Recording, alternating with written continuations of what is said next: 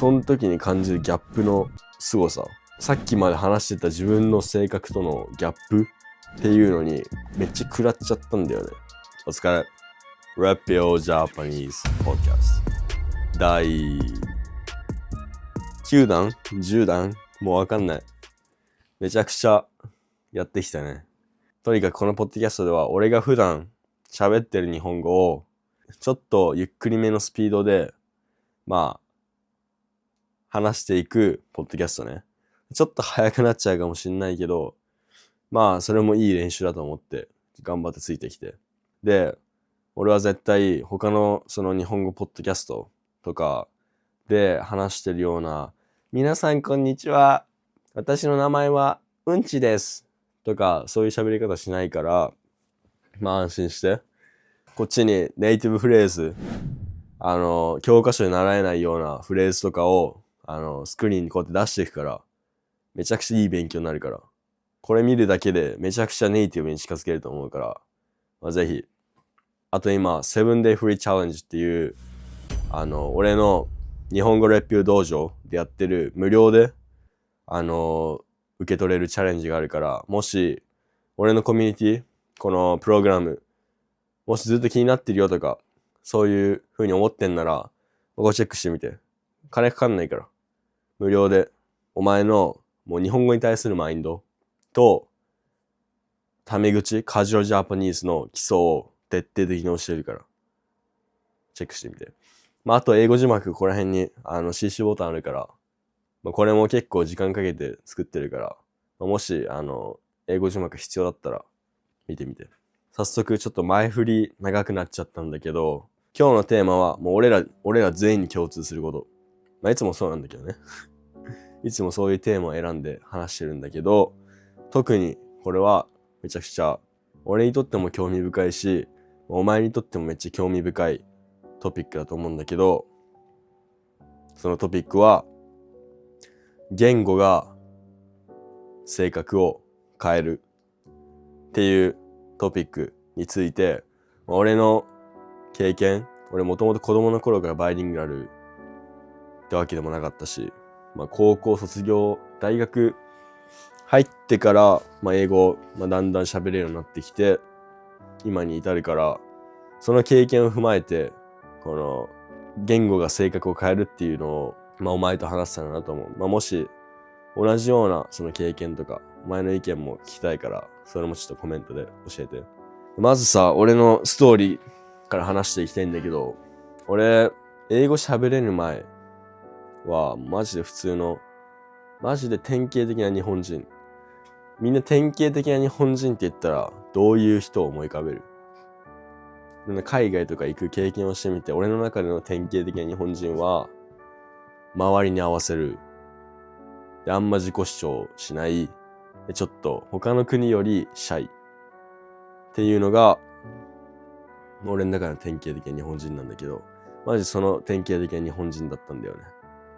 スケボーとかその社会の枠からはみ出るようなこととかは結構したりしてたけど、それでもその自己主張とかその言いたいこと、日本語を使って言いたいことを相手に伝えるっていうのはあんま得意ではなかった。だよね。でもなんか英語を話せるようになってからめちゃくちゃダイレクトにものを言うのができるようになってきたんだよね。なんかめちゃくちゃ自分の言いたいこと言いやすいし、正直に自分の気持ちを伝えやすい。で、今俺、日本語レビュー道場っていう、プログラム、コミュニティとコースが合わさったプログラムみたいなのを、やってるんだけど、でそこでグループコール、週1で、やったりして、その日本語を勉強してる人と、日本語と英語どっちも喋る機会があるんだけど、やっぱりその人たちも、英語喋るときと日本語喋るときで、明らかに性格がもう違うんだよね。例えば英語ではめっちゃ、タフな男っていう喋り方をするような人でも日本語に変わった瞬間めちゃくちゃなんか、ソフトっていうか、もうめちゃくちゃ、角が取れる性格に変わるっていうか、わかる？この性格のギャップ、メンバーの人たちのその性格のシフトチェンジっていうのはめちゃくちゃ見てきたわけよ。それなんでだろうっていうのをちょっといろんな観点から考えてみた結果、まあこういうことが起きてんじゃないかっていうのを分かったから、それについてちょっと今から話していこう。まずなんでこれが起こっているのかっていうのは、まず第一に言語構造の違いっていうのがまず大前提であると思ってんだよね。例えば日本語はめちゃくちゃ遠回しな表現が多い。遠回しな表現をしやすい言語なんだよね。例えば行ってみたいと思いますとか、こういうのって英語で言ったらもうなんか意味わかんない。行ってみたいと思いますっていうのは I think I'm gonna try going。英語でなかなかこういうこと言う人いないじゃん。I think I'm gonna try going。英語だと行くの行かないのどっちなのっていう風になるじゃん。でも日本語だとめちゃくちゃこの言い回しっていうのは主流でめちゃくちゃ使う人がいるんだけど、例えばもう YouTuber とかめちゃくちゃ多分こういう言い回しをするんだよね。今日は日本語喋っていきたいと思います。何々と思いますってめちゃくちゃ言うよ日本人って。でこの言語構造の違い、こういう言い回しがいっぱいある日本語を喋ってると自然に性格も変わってくるよねっていう話になってくるよね。今のこのなってくるよねっていうこの言い回しもめちゃくちゃもう遠回しな言い回しだし、この遠回しな表現を喋ってることによって自分の性格もよりオブラートっていうかもっと遠回しな性格になってくるんだよね。英語だとなかなかそういう表現を使う人は少ないししないじゃん。まずだから俺が英語喋るときもそういう表現をしないわけよね。だから英語喋るときも、勝手にこっちもそういう喋り方になっていくじゃん。でそうなると英語だとめちゃくちゃダイレクトにものを伝えやすい、伝えられるっていう性格になると思うんだよね。でこれがまず第一の理由だと思う。この言い回しとかっていうのは言語構造だけじゃなくて文化背景、文化的なものも絶対関係してると思ってて、そこで第二の理由がつながってくるよね。それが文化的な背景。この前なんか YouTube で外国人の人が白人の人がめちゃくちゃ日本語うまい日本語でその西洋と東洋の文化の違いについて話してる動画を見つけて、それを見てめっちゃそうだなって思ったのが、東洋は他人からどう見られるか、他人から見て正しいかどうかをめちゃくちゃ気にする文化だから、まず他人を尊重する文化ってわけよ。悪く言えば人の目を気にして他人を優先して生きる文化。いいか悪いかは別としてそういうことなんだよ。で多分日本に住んだことある人は多分わかるかもしんないけど、めちゃくちゃこれは感じるよね。だから電車で日本人があんま喋んないっていうか喋っちゃいけないみたいなその風潮があるのもそっから来てると思うんだよね、絶対。じゃなかったらだよ。普通になんで喋っちゃダメなのって話やん。別に何も悪いことじゃなくねみたいな。喋ってよくねみたいな。お前勝手にイヤホンしとけばいいじゃんみたいな。っていう話になってくるじゃん。でもそれが通用しない理由っていうのはやっぱり圧倒的な文化の違いがあって、西洋の国全部が全部そうかわかんないけど、西洋の文化は神からどう見られてるかを気にする文化っていうのをその人は言ってて、確かにそうだなっていうか、自分が神に嘘をついて生きてないか、自分が正しいと思ってるか思ってないかっていうのを軸にして生きてるじゃん。でそうなると悪い意味で言うと他人よりまず自分を軸に置いて考えるじゃん。東洋の文化と西洋の文化のこの違い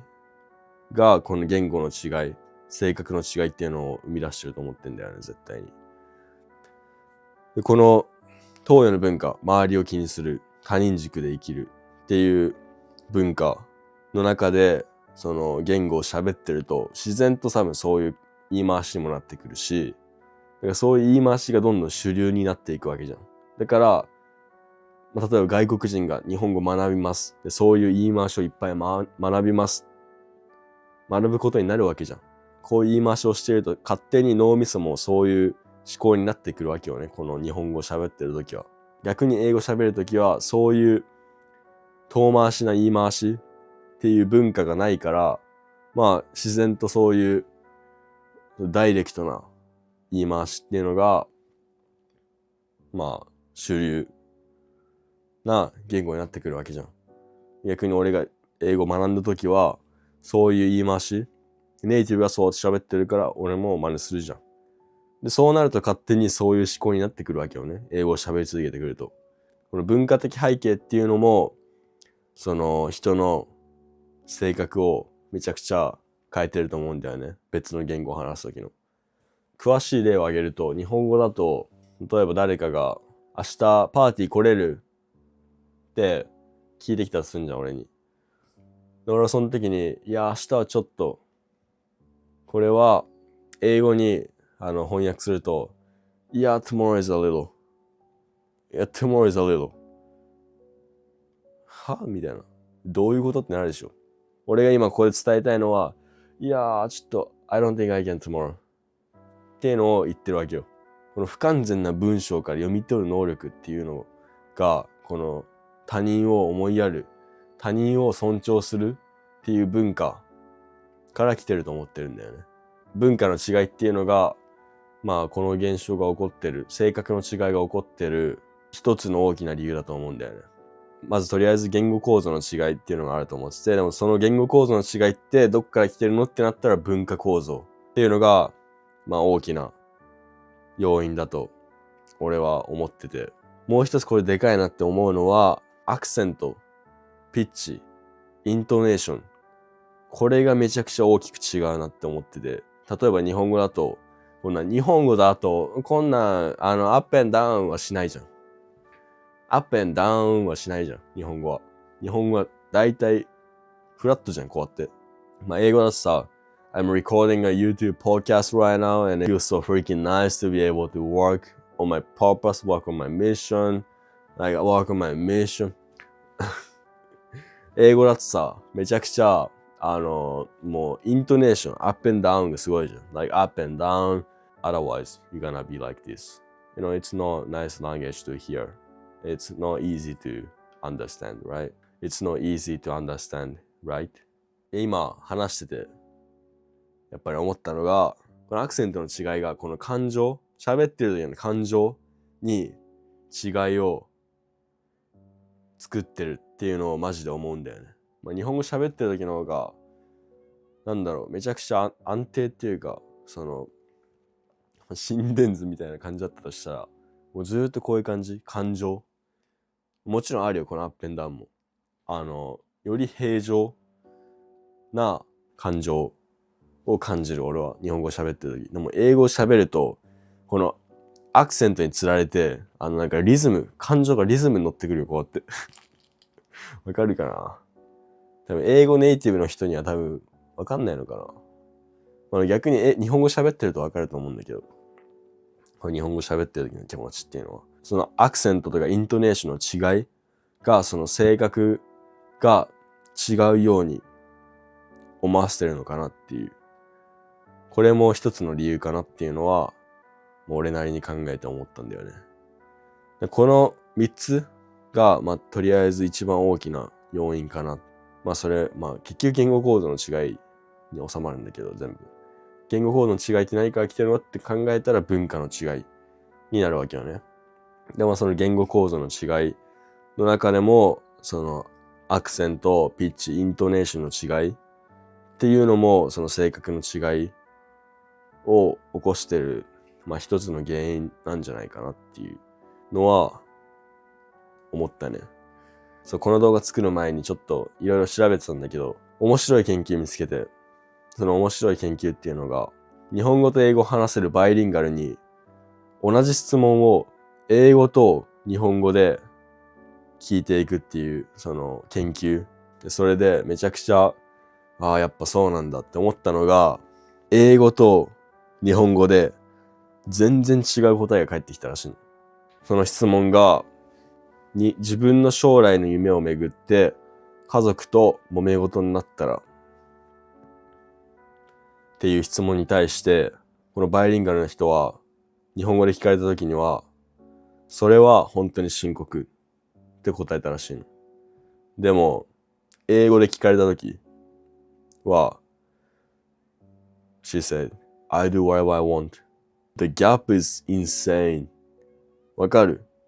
やばいでしょ。こんな性が変わることあるって思うんだけど。だから、バイリンガルは結構、悪く言っちゃえば多重人格なんだよね。俺も実際そうだと思うし。やっぱりなんか英語喋ってる時と日本語喋ってる時に自分って全然違うなっていう。たまになんかその、セルフクライシスに陥るんだけど、これ言っていいのかわかんないな。YouTube であんま言わない方がいいのかな。カナダ行った時に、カナダは、緑がさ、合法じゃん。で、英語、カナダ人のさ、人と終わって、するとさ、それまではずっと英語マインド、英語の思考で、喋ってるんだけど、もうこれ吸ってハイになった瞬間、日本語のマインドが降りてくるんだよね。で、その時に感じるギャップの凄さ。日本語のが降りてくるから、もう英語全然喋れなくなるし、で、さっきまで話してた自分の性格とのギャップっていうのにめっちゃ食らっちゃったんだよね。この話は使われるかわかんないけど、使われてたら、ちょっと、その一つの研究結果としてで、もう一つの質問が、今後私がなり得るのはっていうのは、今後私が、なるかもしれない職業っていうか、人。で、日本語で聞かれたときは主婦って答えたんだって。で、英語で聞かれたときは、先生。どういうことって話じゃない？主婦と先生。この日本語の回答はだいぶその人目、私はこうあるべきだみたいなのがだいぶ反映されてる回答だと思うんだよね、主婦っていうのは。別に主婦が別に俺悪いとは思ってないけど、でもこの人は多分英語だとより革新的なマインドを持ってて、先生になりたいって答えたんだと思うんだよね。でもこう自己主張のしやすさの差が出てると思うんだよね、この回答には。で、最後の質問が、あなたが本当の友達ならどうすべきか。その人が本当の友達なら何をしたらいいか。で、日本語での回答が、お互いに助け合うべき。日本人らしいねっていう回答。で、英語では全く気を使わずにいられるっていう回答を答えました。で、この回答から読み取れることは結構あると思ってて、この回答の違いっていうのは多分相当バイリンガルのこの苦悩を表してるんじゃないかなって今感じてきたんだけど、日本語ではお互いに助け合うべきじゃん。で、これは日本語のカルチャーがだいぶ反映されてて、他人を助け合う文化、他人を尊重し合う文化っていうのがもう完全に反映されてるんだと思うんだよね。で、悪く言っちゃえば気を使う。お互いに助け合って気を使って助け合うのが正しいっていうのを彼女はこの日本語の脳では思ってると。でも逆に英語は全く気を使わずにいられるって答えた。俺が思うに、この子は英語を喋るときはよりその気を使わない、何も考えなくていいっていうのをめちゃくちゃ重要視してるんじゃないかなっていうのは思ったし、まあだいぶ理にかなってるとは思うんだよね。間違ってる可能性もあるし、みんながどう思うかちょっとコメント欄で教えてほしいんだけど、俺はそう思うね。言語が性格を変えるっていうのはリアルな現象なわけよ。ここから俺らが学べること、普段意識して生きていくべきことっていうのは、まず言語を学ぶことで、新しい自分を作れるっていうか、新しい世界が広がるっていうのがあるよね。だからそれは本当に素晴らしいことだと思うし、だからこそみんなに意識してほしいのが You are what you consume って言葉知ってる？マジで脳に何を入れるかで、その自分の考え方とか全て決まるわけよ。だから例えば言語を学ぶとき、その日本語のコンテンツ見るときに、そのネイティブの人が喋ってる言葉がネガティブだったり、ちょっと意味わかんない言葉を喋ってたりすると、お前の日本語もそうなるかもしれないよって。で、その日本語喋ってると、お前の日本語の性格もネガティブになるよっていうのを俺は伝えたい。だから逆にだよ、ポジティブな言い回しとか、より幸せな人生生きてて、よりポジティブな人の言語を、学ぶことになるじゃん。で、自然と日本語喋るときはもう勝手にそういう言語を喋っていくようになって、で、その結果、日本語を喋るときはめちゃくちゃポジティブ。日本語のはめちゃくちゃポジティブな性格になると思う。で、そうなると、よりいい人間を引きつけるわけよね。自分がポジティブだと当たり前だけど、よりポジティブな人間とか、より目標に向かってる人間とか、自分が引きつけたい人間を引きつけられるようになってくるわけよ。で、その結果、最終的には自分の思い通りないい人生になるでしょう。普通に考えて。だから、最後に一番伝えたいのは、新しい言語を学ぶっていうのは、自分の喋る言語を選択して、自分のマインドを作り上げてるっていうのを覚えてほしい。で、これを、覚えると、ただ日本語を学んでるだけじゃなくて、ただ言語を学んでるだけじゃなくて、自分の人生をよりいい方向に持っていけることになると思うから。これは俺が、英語を学ぶとき、最初の方はそんな意識しなかったけど、最近になってそういうのを意識するようになって、マインド高い人のコンテンツとかから英語を学んでると、脳みそが勝手にそういう風に考えてくるわけよ。そういう言葉を発したくなってくるわけ。で、そうなると自分もそう動こうってなるでしょ。